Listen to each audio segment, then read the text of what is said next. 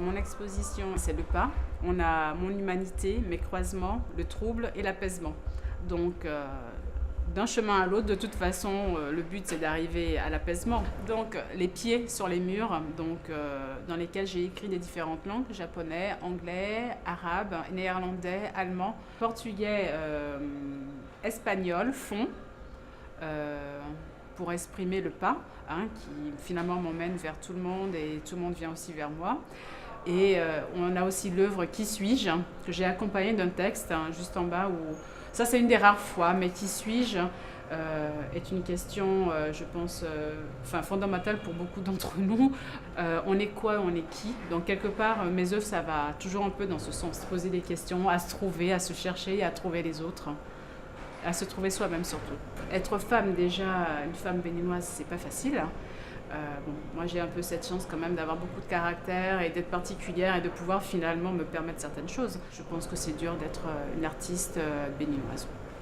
J'insiste beaucoup sur mes origines parce que je suis quand même assez claire de peau, donc ici on me traite de blanche, ailleurs on peut me traiter de noire, il y en a qui se disputent pour dire que je suis algérienne, d'autres qui non, je suis des Antilles. J'ai ma place, je sais où elle est, j'ai pas besoin d'être approuvée, mais je suis quand même j'ai souvent besoin de me redéfinir. Je suis franco-béninoise, je suis pas blanche, je suis pas noire, je suis un mélange.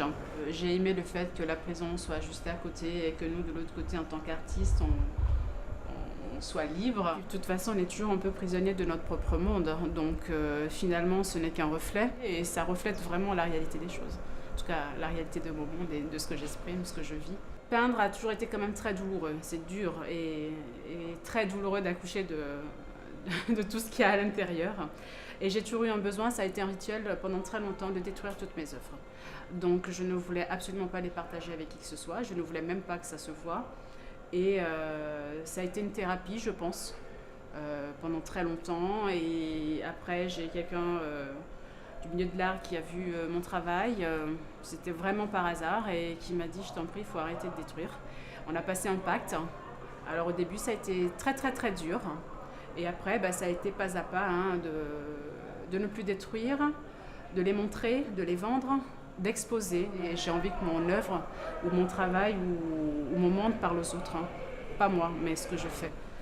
Mes tableaux restent et appartiennent à chaque personne. Ils y voient, ils aiment pas, ça les transporte, ça parle. Et mes mots, c'est la même chose. Finalement, le pas, ça m'emmène, comme je disais, vers les autres, vers moi, vers mon histoire, vers mes origines. Le lien aussi avec les autres, puisque ça me rapproche. Si je danse avec quelqu'un, on va faire des pas de danse, donc on est rapprochés. Donc dans tous les sens du terme, le pas, oui, de toute manière, c'est ça, c'est le cheminement vers tout.